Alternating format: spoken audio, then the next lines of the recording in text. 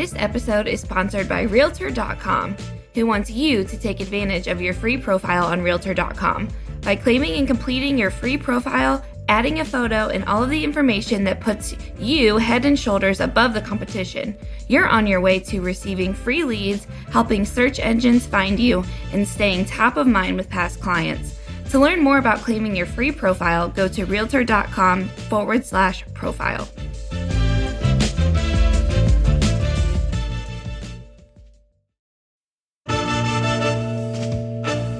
Welcome to the Real View podcast, where Ohio Realtors connect you to innovators and influencers, keeping you with the real view of real estate. Whether you're a broker, agent, first-time homebuyer, industry leader, or just happen to stumble upon our podcast today, you can expect to hear tips, tools, tricks, interesting information, and so much more from the experts in Ohio's real estate game.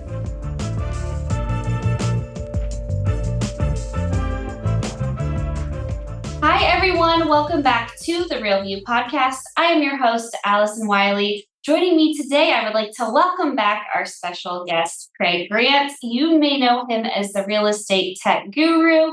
He is also with Craig Grant Seminars, and he is going to be joining us in just a couple weeks at our 2024 annual convention and expo. Craig, welcome onto the show. Oh, thank you, Allison. How are you doing today? I'm doing good. How are you? Great. And you are no stranger to our Ohio Realtor family, so we're always happy to have you on, be hearing from you and talking to you. And thank you for all of the insight and your willingness to always come and talk to us here in Ohio. We really appreciate it, and it's always a joy when we get to have you in front of us. But we are going to talk a little bit about one of the things that you're going to be hosting a class for us on, which is these emerging trends in real estate, which we know, emerging tech trends in real estate. We know you are the expert in this. So what better person to have on to talk about this? And there's a lot going on in the tech world these days. So we have a lot to talk about here on today's show. We have a lot to talk about that you're going to be sharing with us during your session for us. But before we get started into that, I would like for our new listeners or people who aren't familiar with you, could you tell us a little bit about your background, how you became interested in technology and real estate? Yeah, sure. So, first of all, I always say you don't become a geek, you're kind of born one. So I've loved technology and just playing with devices and stuff ever since I was a little kid. So when the internet came around, I was literally, I was in college. I was interning at a local newspaper on the print side. I'm bored. And I asked my supervisor, hey, can you give me something to do? And he's like, yeah, go try to help that guy over there. He's trying to figure out this new thing called the internet. So I was literally at ground one. Like when the internet started popping, like I built out the third online newspaper in the entire country because that guy couldn't figure out and I did. So I worked for several years. I was eventually the director of digital media for the New York Times.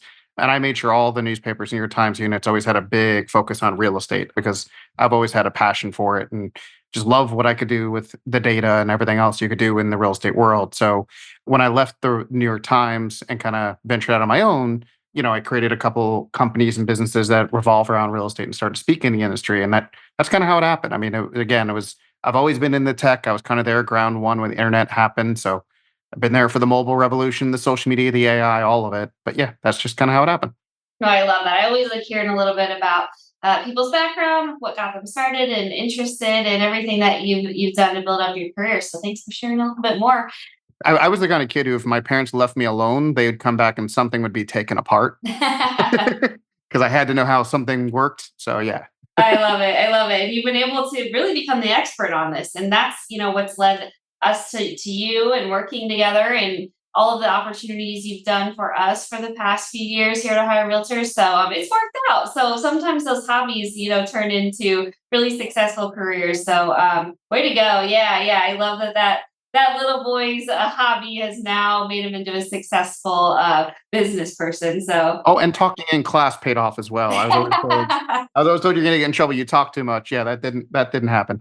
Yeah, tell those teachers now. Look at me. I'm the tech guru, and I do all these classes and teachings and talks for realtors around the country. So there you go, teachers. Exactly. I love that. Well, I want to start at the beginning. In your opinion and your experience and your knowledge and what you know, if you had to sum it up, why in your mind is technology so important, specifically to our real estate industry? That's a good question. I mean, I think the main thing is, first of all, real estate is such a complex business.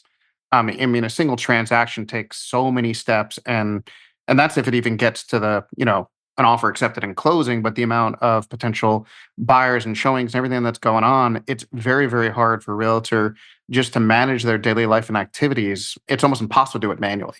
So I think technology has always been huge in this industry. It's not like most other industries where they have to use off the shelf stuff and try to make it work for their business.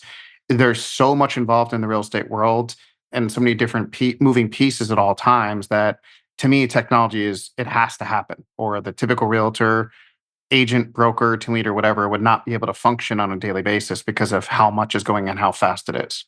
Yeah, so true. And I think that's a lot of what you're going to talk about, with us during your CE class is just the apps that are out there that exist that can help do your day-to-day life. What can you automate? We're so busy in this business. And like you mentioned, there's so much that goes into a single transaction. And technology can really be our best friend in a lot of these instances, right? Like we can use what's available out there to help automate our lives, help take that stuff off our plate so that we can focus on the things we can't automate. And I think that's really the beauty of it, right? It's just like let the technology work for us so we can focus on the things that, we're really good at, which is building those relationships and. Right. And I think you nailed it there at the end. Like when I teach technology, yeah, I give it a lot of tools and a lot of geeky tricks and stuff like that to help the realtor automate and get more done. But if you remove the personal touch, the customer service and the relationship side, the tech is useless. So I try to teach tech from that aspect of you need to use it to build relationships and foster relationships because the typical real estate professional just stinks at the after transaction relationship and staying in the customer's life and stuff like that. But that's a great way to leverage technology is to really, again, kind of reinforce those friendships and relationships. Yeah, no, absolutely. That's a great way to put it, a great way to look at it. How do you keep up with how fast things change around here, right? Because I know, in just the past 6 months, how much our industry has changed, right? So, in technology, in the same. I mean, it seems like every day we're hearing about something new that's coming out or a new, evolution of an already existing piece of technology. How do you keep up with it all? And like, what's your advice for agents to help us, keep up with it all? You might not love my answer, but my overall advice is that the typical agent should not try to keep up with everything. That there are industry experts like me and in other areas that they should be relying on because I mean, even before all the legal aspects and the explosion of AI and all these things, it was almost impossible to keep on track of everything. But now it's happening so fast and so many changes that to me, this is when you really need to rely on your association, your broker, and industry experts to help you get through some of this stuff because everyone's trying to figure it out, kind of midstream. But someone like me, I mean, that's all I focus on is, I wake up and go to sleep 24 hours a day thinking about real estate technology. You know what I mean? But the typical realtor cannot keep up with this stuff. And that's just the one segment, technology. Yeah, it's a lot, and I love that you said rely on those experts. Let us be the ones to provide you this, so you can come sit in a class, come get a 2-hour course, come get a 3-hour course, and then you'll be up to date on it. It's not something you need to overwhelm yourself with. But taking the time, the intentional time to get caught up with it when you can. Convention's a perfect example, right? Just taking that time out of your schedule to get caught up in the world and what's going on and hear from these experts can really benefit you in the long run and make it more digestible so that you don't have to worry about trying to keep up with this every day. Yeah, and I think the key there is expert, whether it's coming from your association, your company, or whatever. Because I'm not even joking. Like it disgusts me sometimes when I pop into a lot of these like realtor Facebook groups or stuff like that, because some of the things being said in there violate so many rules and just horrible, horrible advice. And a lot of realtors are using that as their experts. But typically, a speaker at a convention or a class, those people are being vetted as experts before they bring them in. But yeah, there's a lot of bad advice going on in every area. So to me, it's finding trusted resources and experts you can really kind of keep up with things, and have an expert in tech, have an expert in marketing, have an expert in each category, and then you can stay on top of the business. But the typical real estate professional, just there's no way they can keep up with what's happening as fast as it's going. So true. And that's why we're here, right? That's why we're here is to help alleviate some of that stress and pressure that so you can focus on, what you do best, which is buying and selling homes for your clients and working Exactly. hard. And those relationships. Yeah, definitely, definitely. How do you see the industry changing? When we think about, we were just talking about everything that how fast things are happening. What do you see? How do you envision the industry changing, in the next few years, specifically when it comes to technologies? Are there certain trends that you're studying or seeing that you really think are going to change our industry? Or tell us a little bit about what you're seeing from the trend side of things and what we can have to look forward to. Yeah. Yeah, and of course, I'm going to expand on these a lot at the convention and everything. But I mean, there's so many different areas where tech is going to impact real estate over the next several years, and some of these are, just me looking at my geeky crystal ball and kind of guessing, seeing trends and seeing where things are going. And some of them are just undeniable, like they're already starting to impact real estate. You're going to see them bigger. But for example, the biggest one obviously is AI, right? Artificial intelligence that is going to literally seep into almost every aspect of how realtors do their jobs, the tools we use to accomplish our jobs, the way consumers behave and the way they find and buy and sell homes, just all of our vendors, the financing and the transaction side, like everything is going to be impacted by AI. Now, a lot of realtors are scared is it going to replace us? And I always say, no, it's not going to replace the realtor, but it is, in my opinion, going to create an echelon of better realtors where they're going to be able to provide 10 times better customer service and have much better marketing and communications and everything because they're not going to be bogged down with manual tasks. They'll be able to automate so much of what they do through AI. So are we going to have 1.5 million realtors? That I can't guarantee, but I do think we're going to have definitely some people are going to kind of get weeded out by AI and what it's going to do. And I think we're going to again have like a new level of even better realtors. Yeah, definitely. And it kind of goes back to, the theme that's coming up to this, and that's relationship building, and I'll never forget, I think I've told this story on this podcast before, but we were with some of our realtors here at a session, a planning session. And, they said to us about on the subject of AI, and are we going to get replaced? And is that a threat? Is that, going to be something we are going to have to, deal with? And they said, AI is not going to sit at the kitchen table with you and like hold your hand as you sell your house from your divorce or from your whatever you're dealing with, that, major life moment that happens a lot of the times that can be a catalyst to real estate transactions. So I love that perspective on it. And that's, when we think about people that are worried about AI, coming and replacing that part of it, I just thought that was a really great way to put it, to know that you're still going to have value, right? Absolutely. And it's not just, and I agree with that 100%, but it's not just that, in my opinion. It's also, I mean, AI at this point, I always say does 90% of the work. In other words, if you ask it to write you a property description, it'll write it, but then it's your job as the real estate professional to make sure everything in there is factually true, doesn't violate fair housing and everything else, right? And at this point, AI is very known to hallucinate, just make things up. It'll just put in completely false information, make up a source that doesn't even exist sometimes. And I don't think anyone's going to trust their entire life savings to a software that hallucinates. You know what I mean? Yeah, hopefully not. Yeah. Like, I don't think that's going to happen anytime in the near future, right? Because again, like when it can create, just make up fake stuff, are you going to really gamble your entire life savings, everything on that? No. So again, I think it's going to, again, to me, it does 90% of the work, but then it's your job to make sure there's computer vision. Did it get the flooring materials correct? Was it really a wood floor or is it a laminate that looks like wood, right? AI can do a lot of amazing things, but it can also screw up a lot of things. So it's your job at the end of the day to make sure everything is factual, not misleading the public and everything else. Yeah, and don't assume that just because this spits you out a perfect thing that it's 100% ready to use and you don't need to put a second set of eyes on it. Like there's still a Oh, lot you of do. yeah. Like there's still a lot of things you need to look through when it's, spitting you out whatever you're asking it to do. So I think that's important too. That people think, hey, this is whatever they give me, it's going to be perfect. I can just post it on my website or post it on my listing and I'm good to go. But it's like, no, there definitely should be a review process in whatever you're asking AI to generate for you. Yeah, there is no such thing as copy and paste in the AI world. You got to go through every aspect of it before you use it.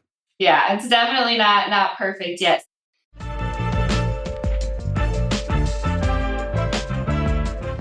This episode of The Real View is brought to you by the Ohio Association of Community Colleges. Ohio's network of community colleges provides accessible training that accommodates the busy lifestyles of aspiring real estate professionals at half the price of a traditional university. With convenient locations in every part of the state, as well as online options, Ohio's community colleges are your smart choice for pre-licensing education. For more details or to start the journey to a real estate career, visit the education page at ohiorealtors.org and then click on the pre-license course locations.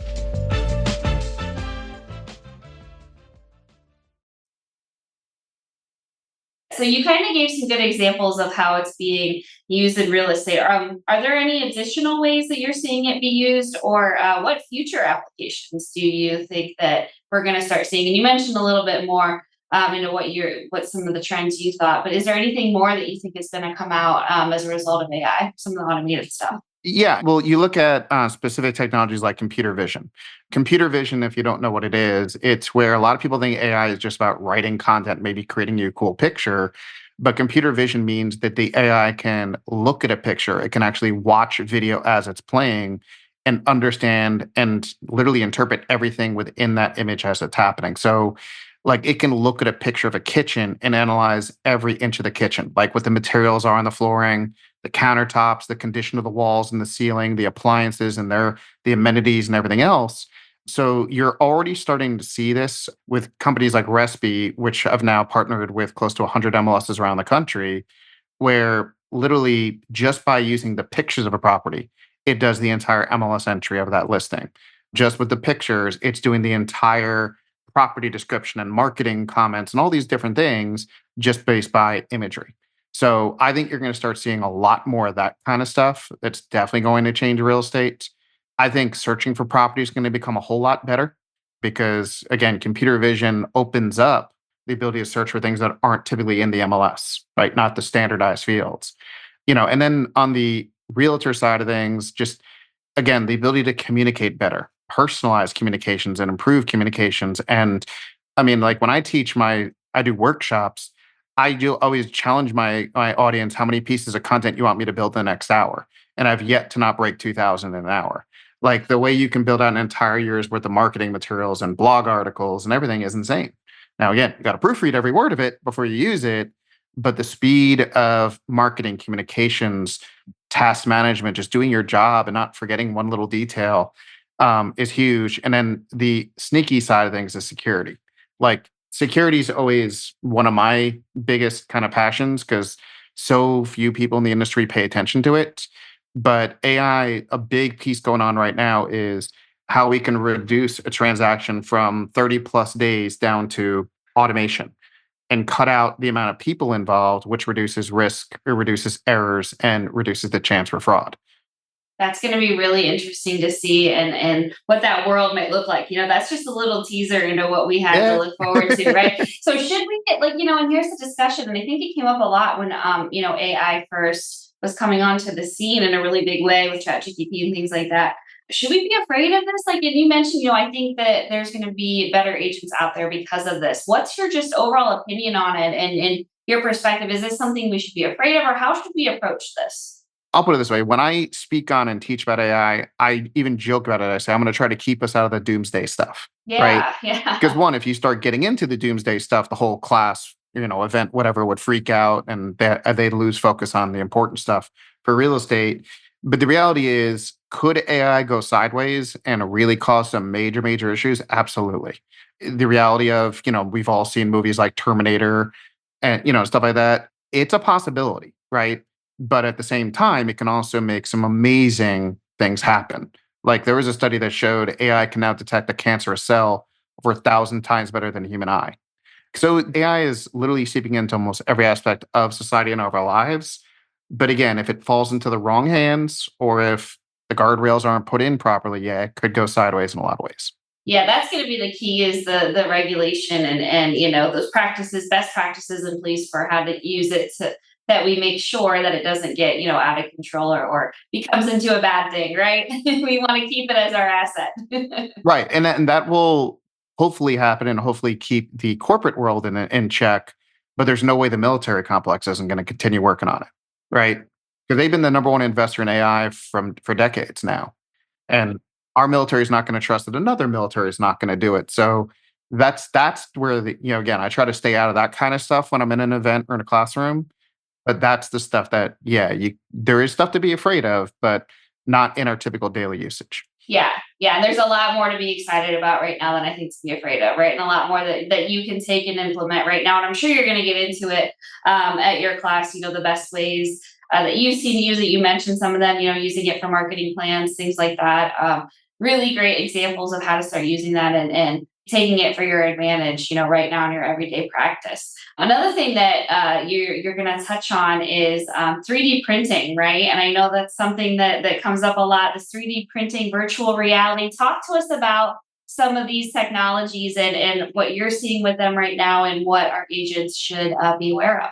Okay, so yes, I'm definitely going to cover those. But when I talk about 3D printing, I'm not talking about the typical 3D printing that the normal person thinks about. Most of the examples you've seen here about 3D printing are kind of, I don't want to say they're not very impressive, but it's like, print up a toy for your kid, print up a broken part for something.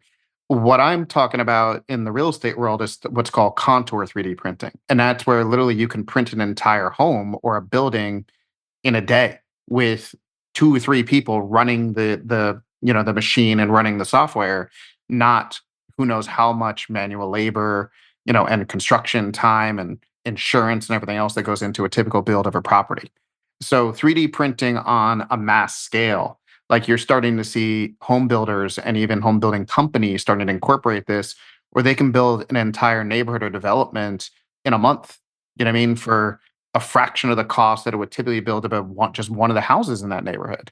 So that is, you're already starting to see it out in the marketplace. You're starting to see it more and more, and the large builders are trying to really kind of nail it down where they can use it on a mass scale. But when that happens, that's going to definitely be a game changer in the real estate world, right? Like where again, you can build a house in a day for Yeah. a fraction. Is that going to help, do you think, the housing supply shortage? Because I know that just comes up so much in our conversations that we're having here with our members, with our legislators. We have our state house, who's really putting a big focus on the housing supply and inventory and the shortage. Is that something that you think could be a possible solution? So the hope is definitely. In fact, some of the companies that are really at the forefront of 3D printing are doing it specifically for that reason. Companies like Icon and a few others, they're building it just for third world countries, impoverished areas, stuff like that. But again, I don't want to name names of our large builders, but are they going to lower the cost down? Who knows what they're going to do? But there are several different home builders that are specifically focusing on lower income and affordable housing.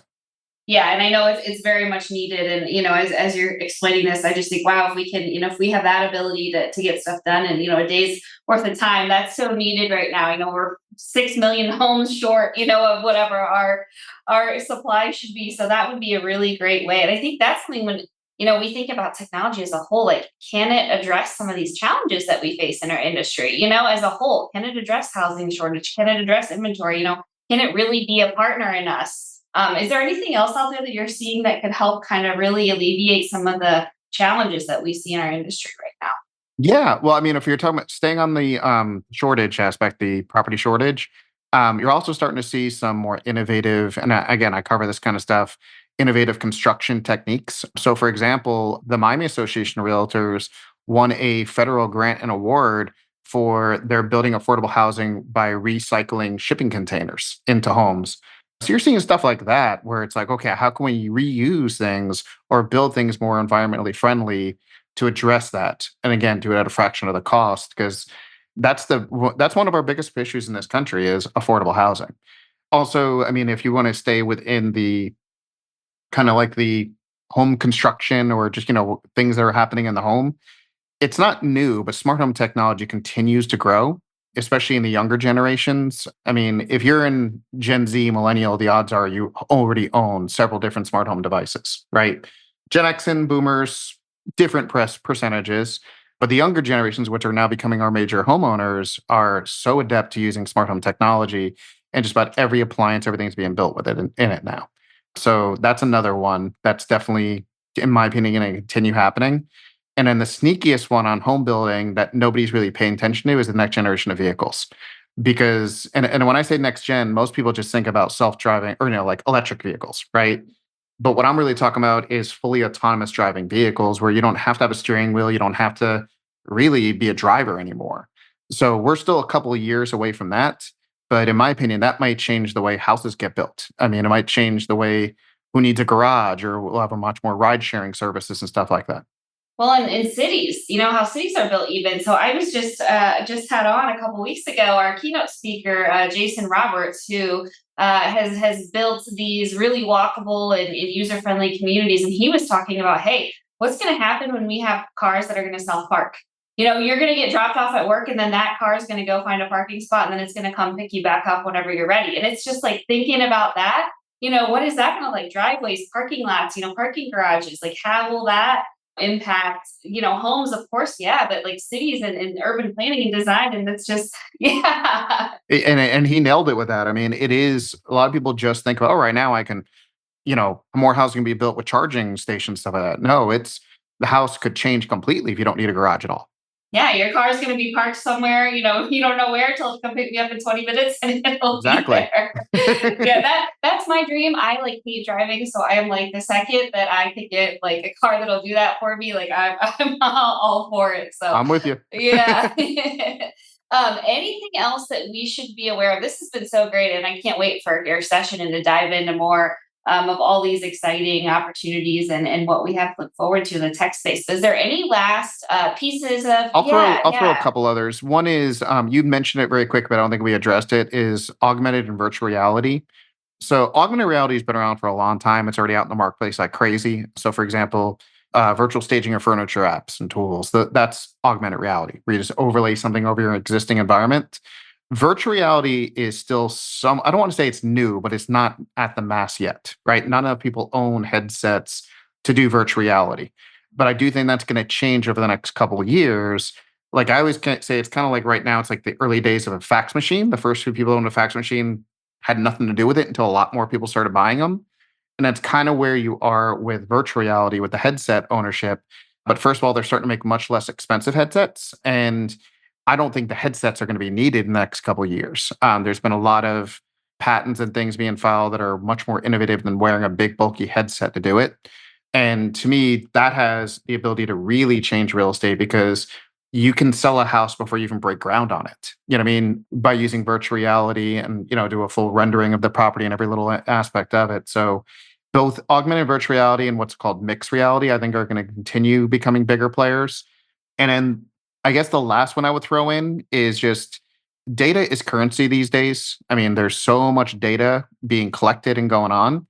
And that leads to a lot of different things they're going to affect real estate from the way we just make our decisions, how to run our business and market and everything else.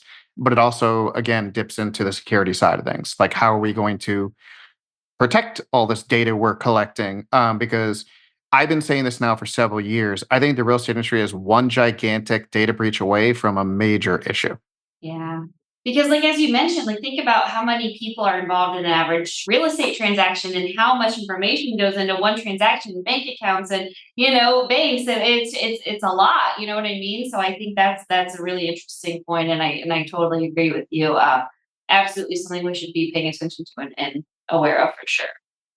Well, Craig, this was so fantastic. I know so much more is to come. You're going to be with us for 2 sessions, real estate technology and AI and apps too, which is so much to cover. We can't wait to be hearing from you in just a couple weeks as we prepare for our annual convention and expo. So thank you so much for joining me today. And we will see you. Yeah, we'll see you again very soon. Okay, sounds great. Thank you for having me. And to all of our listeners, thank you guys so much for tuning in. If you haven't registered for convention, make sure you sign up right now, ohiorealtors.org. We will see you in Columbus in just a couple weeks. You can hear from Craig as well as some other fantastic speakers. We can't wait to see you there, and we'll talk to you next week. Thanks, guys. Thank you for listening to The Real View. That wraps up today's episode. You can keep up with the latest on the podcast at ohiorealtors.org/therealview and on Apple or Google Podcasts, Spotify, or wherever you listen. Have questions, comments, or suggestions? We want to hear from you. Email us at podcast@ohiorealtors.org. We'll see you next time.